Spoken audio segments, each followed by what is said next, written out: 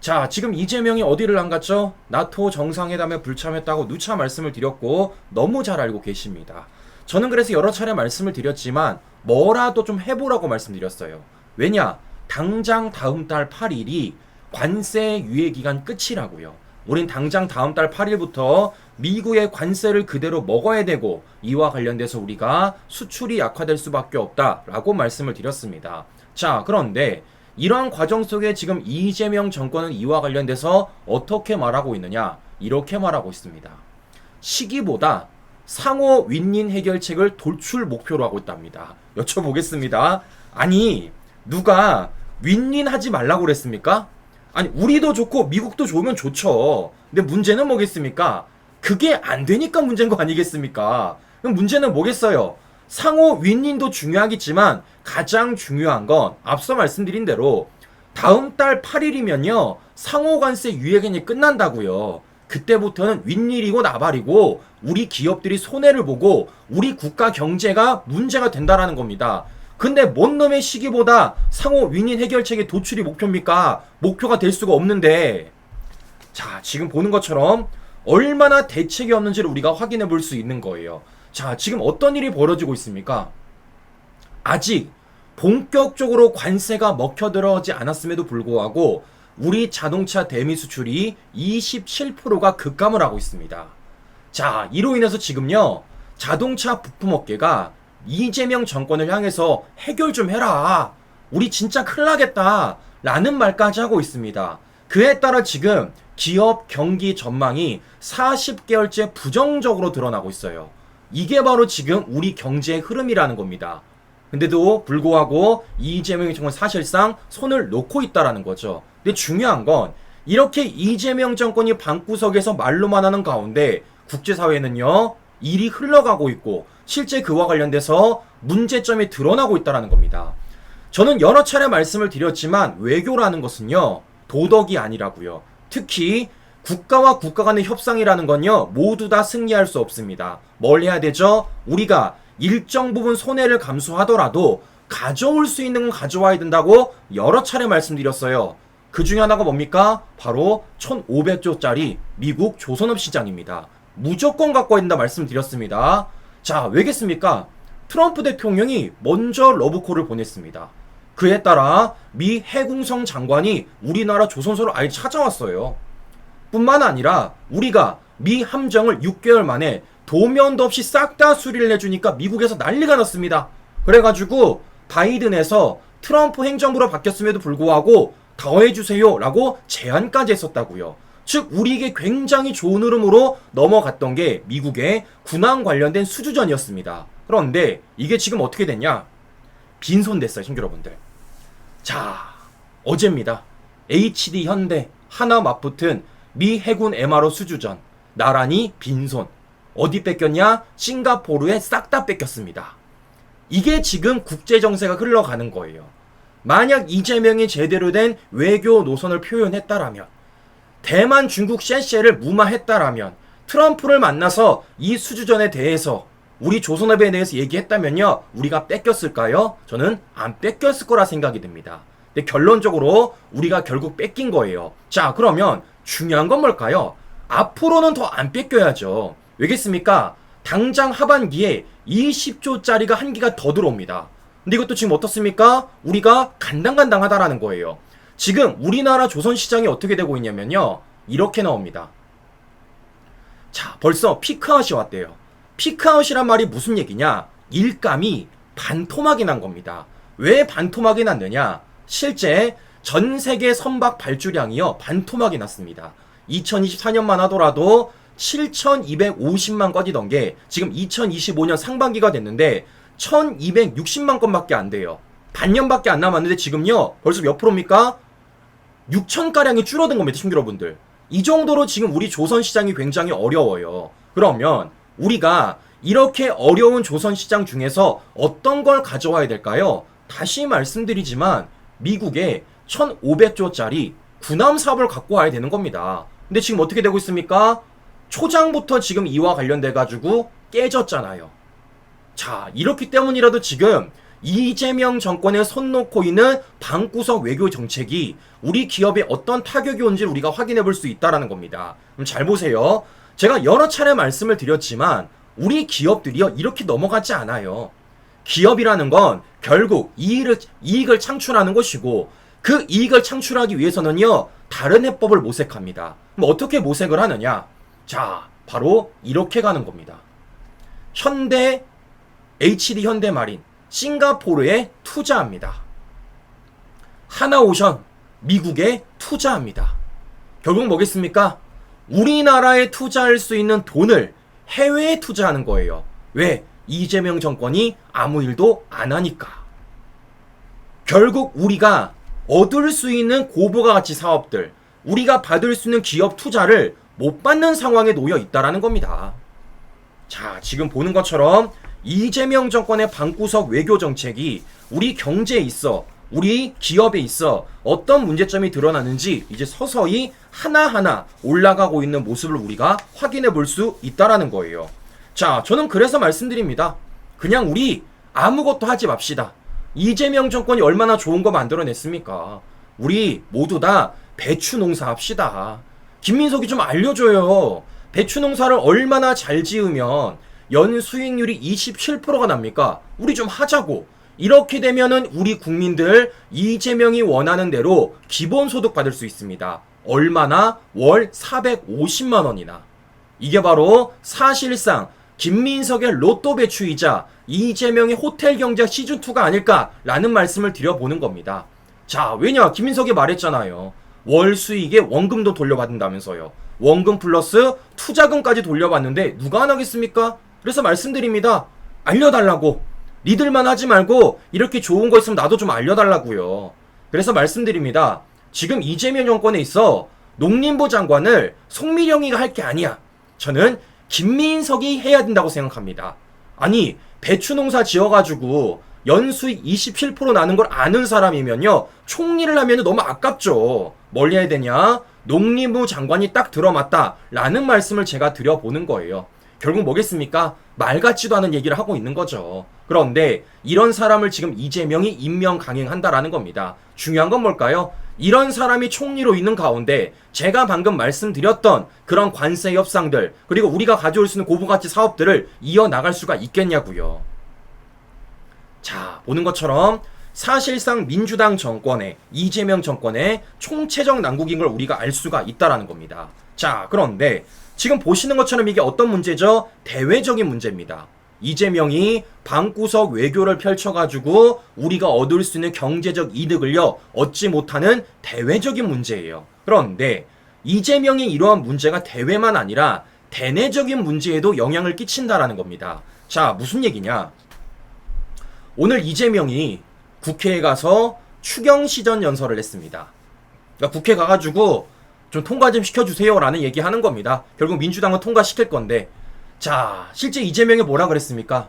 지금은 재정을 쓸 때라며 30조 5천억가량의 추경을 확정을 했고, 실제 오늘 국회 가서 뭐라 말했냐?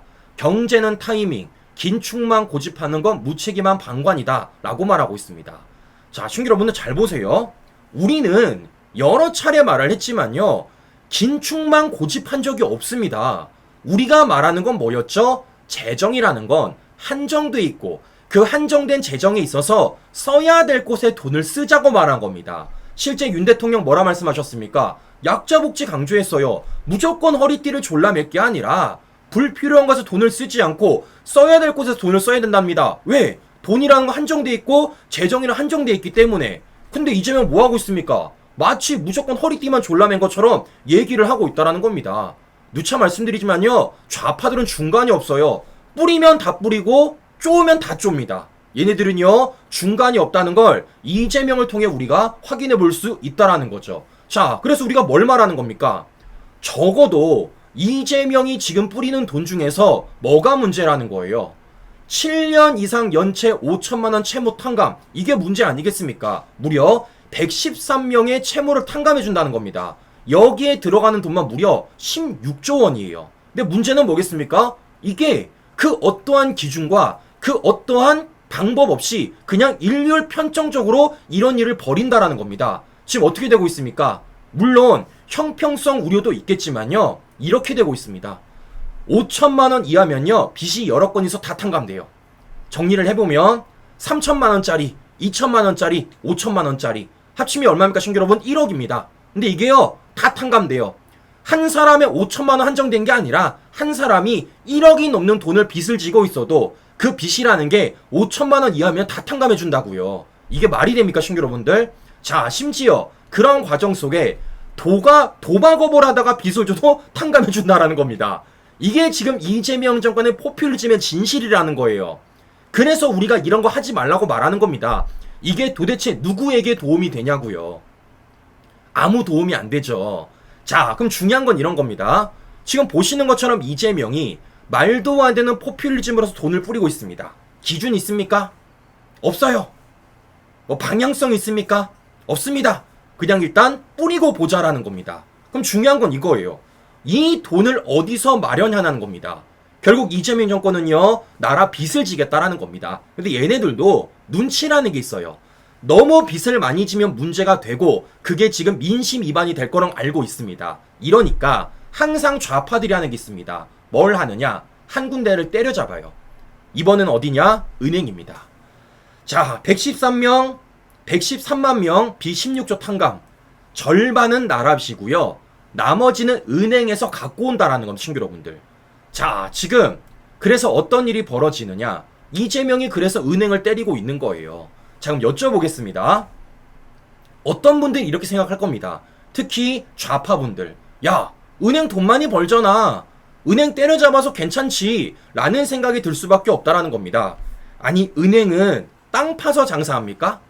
은행도 기업이고요. 은행도 장사하는 곳입니다. 근데 이재명 정권의 돈뿌리기에 따라서 은행을 때려잡으면 그 은행이 추후에 뭘 하겠습니까? 이 부담을 자기들이 지겠냐고요. 당연히 그 은행 고객들한테 지게 할 수밖에 없다라는 거고, 결국에는 그 고통이 연이어서 우리 국민들한테 돌아올 수밖에 없다라는 겁니다. 결국은 뭐겠습니까? 이재명 정권의 한탕 때문에 장기적으로는 우리 국민들이 더 많은 고통을 받을 수밖에 없다라는 거예요. 자, 더 문제는 뭐냐면 이 과정 속에 기준도 없어요. 자, 지금 뭐 하고 있습니까? 이재명 정권이 113만 명 빚을 16조 탕감하는 과정 속에 나머지를 반을 은행에서 갖고 온다라는 겁니다. 근데 지금 이재명 정권이 뭐 하고 있습니까? 내달 4일날 상법 개정안을 처리한답니다. 친구 여러분들, 이 상법 개정안이 뭐라 그랬죠? 소액주주의 힘을 더 길러주는 거예요. 보시는 것처럼 까만색 써있지 않습니까? 주주의 비례적 이익. 즉, 내가 소액 투자자로서 기업에다가 투자를 했는데 기업 오너가 손해를 보는 것 같은 이익 경영을 한다라면요, 바로 소송 들어갈 수가 있는 겁니다. 이러니까 지금 뭐 하고 있습니까? 재기가 경악하는 겁니다. 아니, 1년 내내 소송하라는 거냐라고 경악을 하고 있어요. 그럼 제가 여쭤볼게요. 앞서 말씀드린 대로 은행도 기업입니다.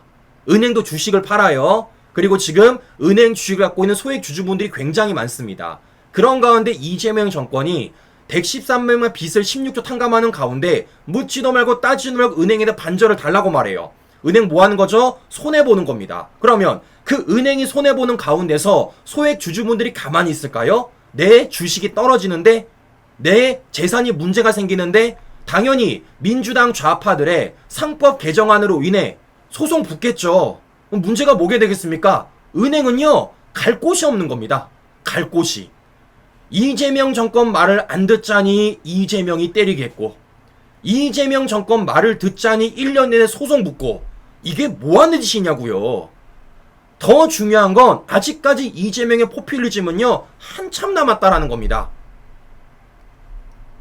자, 지금 보는 것처럼 얼마나 앞뒤 없이 정책을 벌이는지를 우리가 확인해 볼 수 있어요. 그야말대로 얘네들은 뭐 하는 겁니까? 하나 때리면 되는 줄 아는 겁니다. 기업 때려 잡으면은 뭔가 나올 것 같고, 은행 때려 잡으면은 뭔가 나올 것 같고, 소위 말하는 초보자 때려 잡으면은 뭔가 나올 것 같고, 참 쉽게 국정 운영한다 라는 말씀을 제가 한 번 더 드려보는 겁니다. 자, 보는 것처럼 얼마나 앞뒤 없고 얼마나 기준이 없는지를 우리가 한 번 더 확인해 볼 수 있다라는 거예요. 자, 그런데 중요한 건 뭘까요? 이런 식으로 가면요, 결국에는 문제가 터진다고요. 왜? 자, 보십시오. 이재명 정권이 지금 뭐 하고 있습니까? 지금은 재정을 쓸 거라면서 30조 5천억 가량의 추경을 확정을 했습니다. 제가 이 목적이 뭐라 말씀드렸죠? 내년 지방선거라고 말씀을 드렸어요. 선거를 위해서, 표를 받기 위해서 벌써부터 돈 뿌리기 시작했다라고 말씀드렸습니다. 우린 이걸 과거 좌파 정권에 연이어봤습니다. 항상 선거철이 다가오면 돈 뿌리지 않았습니까? 그런 식으로 지금 어떻게 됐냐? 광주에다가 추경안과 관련돼서 5건에 786억 원이 반영이 된 거예요. 그러니까 단순히 지금 추경이라는 게 전국민적인 추경은도 있겠지만요, 지역 현안을 해결해주기 위한 추경도 있다라는 겁니다. 그 중에 광주가 있다라는 거예요. 근데 중요한 건 뭐겠습니까, 여러분들? 이게 지금요, 지켜질 수가 없다라는 겁니다. 여러 차례 말씀을 드렸지만 지금 이재명이 말하는 이 지방선거를 위한 지역 현안 해소, 이건 절대 해결을 못해요. 자, 한 가지 예시가 뭐라 말씀드렸죠? 이재명이 세종에 찾아가서 대통령실 이전하겠다라고 말했는데, 지금 이재명 정권 행복청에 따르면요, 준공까지 4년 7개월, 즉 지금 시작해도 될까 말까라는 거예요. 자, 바꿔 말하면 지금 이재명 정권이 뭐 했습니까? 30조 5천억의 추경을 했습니다. 중요한 건 이 재정이란 건요, 정해져 있는 거고, 이 재정이 있어서 이득을 보는 것도 있겠지만요, 불이익을 보는 것도 있다라는 겁니다. 자, 그게 지금요, 터져나오고 있습니다. 하나하나 보여드릴게요. 자, 이재명이 지난 대선에 뭐라 말했냐? GTX를 확대하겠다 그랬습니다. 뭐 GTX ABC는 신속 추진하고 DEF도 단계적 추진한다 라고 말했어요. 실제 이 공약에 따라 민주당은요, 국비 지원 법안까지 발의했습니다. 근데 이거 지금 어떻게 됐냐? 이재명 정권 추경안 때문에 GTX비 예산 41% 싹둑 잘렸습니다. 뭐 어떻게 되는 겁니까? 과연 이 공약이 지켜질 수가 있을까요? 사실상 불가능해 보이죠. 자, 이것뿐만이 아닙니다. 이재명은 항상 부산 가서 말했습니다. 가덕도 신공항 흔들림 없이 추진할 거라고요. 이번 대선에서도 가덕도 신공항 사업 온전히 새 정부 책임이다, 신속하게 하겠다라고 말했습니다. 그런데 이거 어떻게 됐냐? 이번 이재명 정권의 추경으로 인해서 예산이 삭감됐습니다. 무려 5,223억 6,400만원. 이게 되겠습니까? 되기 힘들겠죠. 자, 이것뿐이냐?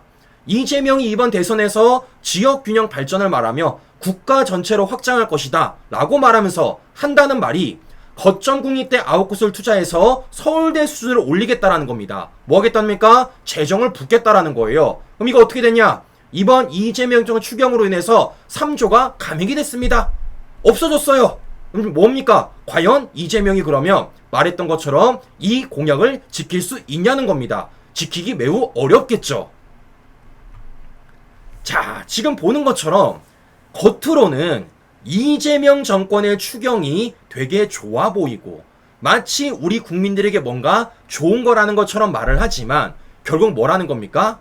그냥 한순간이라는 겁니다. 자, 시청자 여러분들, 제가 여쭤볼게요. 지금 당장 이재명 정권에 15만원 받는 게 우리 미래적에 있어서 이익일까요? 아니면 방금 보여드렸던 지역 현안 SOC 사업을 이어가는 게 더 이득일까요? 당연히 후자죠. 왜냐? 그 사업이라는 건요, 실제 사업이 수년 동안 지속이 되는 거고, 그 수년 동안 지속이 되는 가운데 일자리 늘어나고요, 인프라 형성되는 겁니다. 그러면 일자리로 인한 지역 경제가 살아나는 거고, 인프라 구성으로 인해서 그 지역에 사시는 분들은요, 더 오랫동안 혜택을 받는 거예요. 어떻게 되고 있습니까? 이재명의 전국민 돈 뿌리기 인해 지역 현안 중에 하나인 그 모든 사업들이 지금 좌초되고 있다라는 겁니다. 결국 뭐죠? 우리 국민들이 손해보고 있는 거죠. 뭐만을 위해서? 이재명의 포퓰리즘 때문에. 자, 이런 가운데서 지금요, 들고 일어나는 곳이 있습니다. 자, 거기가 어디냐? 바로 경상북도입니다. 자, 이재명이 지난 당시, 대선 당시 경북의 22개 시군별 대선 공약을 제시했습니다. 그 중에서도 이재명이 뭐라고 썼냐면요, 이렇게 썼어요. 이제부터 시작, 경상북도 포항시라고 대문짝만하게 쓴 겁니다. 그리고 실제 포항에 계신 분들 아시겠지만 이재명이 현수막을 달았습니다. 포항 영일만 횡단대교 건설을 적극 추진하겠다라고 이재명이 현수막을 대문짝만하게 쓴 거예요. 분명히 한다 그랬습니다. 한다 그랬어요. 자, 그러면 이게 지금 어떻게 됐느냐? 이번 이재명의 추경으로 인해서 예산이 전액 삭감이 됐습니다. 이로 인해 지역 정치권과 주민들이 지금 강력 반발을 하고 있습니다. 심지어 포항시 경북도 의원 9명이 그와 관련돼 강력 규탄 목소리까지 내고 있다라는 거예요. 자, 지금 보는 것처럼 이재명 정권, 이재명의 돈 뿌리기로 인해서 지역 경제가 얼마나 문제가 되는지를 우리가 확인해 볼 수 있다는 겁니다. 자, 여러분들 잘 보세요. 여기 안에 수도권 있습니까? 여기 안에 서울, 경기 있습니까? 없어요. 다 지방입니다. 지금 이 나라의 가장 문제가 뭘까요? 이재명이 말했던 것처럼 모든 인프라와 모든 돈이 수도권에 몰리는 겁니다. 이번 부동산의 문제도 뭐예요? 지방 집값은 떨어지는 가운데 수도권 집, 특히 서울 집값이 어마어마하게 올라가고 있잖아요. 이거 해소 안 하면요, 우리나라의 경제에 있어서 폭탄 터진다고요. 그러면 이걸 해소하기 위해서는 뭘 해야 되겠습니까? 어떻게든 지방을 살리는 많은 정책들을 해야 되고, 그 정책들이 있어 국가 재정이 투입이 돼야 되는 겁니다. 어떻게 되고 있습니까? 이재명은요, 대선 당시 하겠다 말했어요. 근데 지금 이재명 정권의 마구잡이 포퓰리즘에는 어떻게 되고 있습니까? 다 약속이 무산되고 있잖아요. 다 예산이 삭감되고 있잖아요. 그럼 여쭤보는 겁니다. 어떻게 해결할 겁니까? 지금의 서울 집값 폭등, 지방 집값의 하락, 더 나아가 수도권에 몰리는 그 문제들, 지역 균형 발전 어떻게 해결할 거냐고요. 해결이 안 되는 거지. 결국 뭐겠습니까? 이재명의 매표행위, 그 포퓰리즘으로 인해서 이 나라의 고질적인 문제가 더 문제화되고 있다는 걸 우리가 확인해 볼 수 있다는 겁니다. 그런데 이재명은요, 잘못이 없어요. 왜 잘못이 없냐? 속은 우리 국민들이 문제라는 거죠. 자, 분명히 이재명은 말했습니다. 자, 이번에 영일만 대교 예산 삭감 관련돼서도 과거 이재명이 현수막에 뭐라 썼느냐? 포항 영일만 횡단대교를 건설, 적극 추진하겠다 말했습니다. 여기서 중요한 건 적극이란 단어와 추진이란 단어입니다. 왜냐? 과거 이재명이 방송 나가서 이렇게 말했어요. 정치어 번역기 긍정적으로 검토하겠습니다. 이건 안 된다는 얘기를 합니다. 2단계 적극적으로 검토하겠습니다. 이건 100% 안 된다는 얘기를 합니다. 근데 이재명은 포항 가서 뭐라 그랬죠? 포항 영일만 횡단대교 관련돼 가지고 적극 추진하겠다 그랬습니다. 이 말은요, 이재명에 따르면 100% 안 된다는 거예요. 아, 그래서 이게 전액이 삭감이 됐구나. 자, 말씀드립니다. 대구 경북 지역 사시는 분들 중에서 이재명 찍은 사람 많습니다. 결국 이런 결과가 나오는 거예요. 네, 중요한 건 지금 이게 TK 지역뿐만 아니라 전국적으로 문제가 되고 있다는 걸 확인해 볼 수 있는 거죠. 결국에는 이재명이 한다고 말했다가 안 하고 있는 모습들을 확인할 수 있는 것이고, 이재명이 하고 있는 건요, 내년 지방선거를 위해서 벌써부터 전 국민의 돈을 뿌리고 있지만 그 돈이라는 건 결국 우리 국민들에게 한두 달밖에 가지 않는 효과이고, 우리 국민들은 실제 오랫동안 누릴 수 있는 SOC 지역 현안은요, 완벽하게 약속을 저버리고 있다는 걸 확인해 볼 수 있다는 거예요. 자, 이렇기 때문이라도 우리가 왜 투표를 잘했어야 되는지, 특히 TK 지역 계신 분들이 왜 투표장에 나와야 되는지 제가 한 번 더 말씀을 드려보는 겁니다. 제가 분명 말씀드렸죠. 아무리 이재명이 막 나가더라도, 그 막 나가는 가운데 방구석에서 말만 씨부리더라도 결국 터질 건 터진다고요. 보셨잖아요. 조선업 뺏겼습니다. 보셨잖아요. 추경에 있어 실제 지역 현안들이 모두 다 예산이 삭감되고 있습니다. 터져 나오는 거예요. 그런 가운데 지역에 계신 분들은요, 분노하고 있고, 기업들은요, 전전긍긍하고 있습니다. 말씀을 드리는 겁니다. 이제 시작입니다. 누차 말씀드렸지만 오늘 샜던 바가지가 내일 또 셉니다. 내일 샜던 바가지는 내일 모레 또 세요. 더 중요한 건 세면 셀수록 그 새는 구멍은요, 더 커집니다. 그리고 그런 가운데 우리가 그 박을요, 딱딱 잽을 때리면요, 그 박은 터져 나와요. 그게 바로 뭐 하는 겁니까? 이재명 정권의 민심의 분노가 터져 나오는 시작점이 될 겁니다. 그걸 위해서 저는 노력하는 거고요. 우리 시청자 여러분들에게 함께 해달라고 호소하는 겁니다. 그 시기를 앞당기기 위해서. 그 시기를 앞당겨야지만 이 나라를 살 수가 있기 때문에. 저는 그렇기 때문이라도 오늘 보셨던 내용들 계속 전해드릴 거예요. 왜냐? 언론사들이 말을 안 하잖아요. 왜냐? 국민의힘이 얘기를 안 해주잖아요. 이렇기 때문에 이런 내용들 저는 계속 전해드린다 라는 말씀 전해드려보며 오늘 방송 마무리하도록 하겠습니다. 저는 다음 방송 다시 뵙도록 하겠습니다. 오늘도 긴 시간 국가시민 여러분 감사합니다.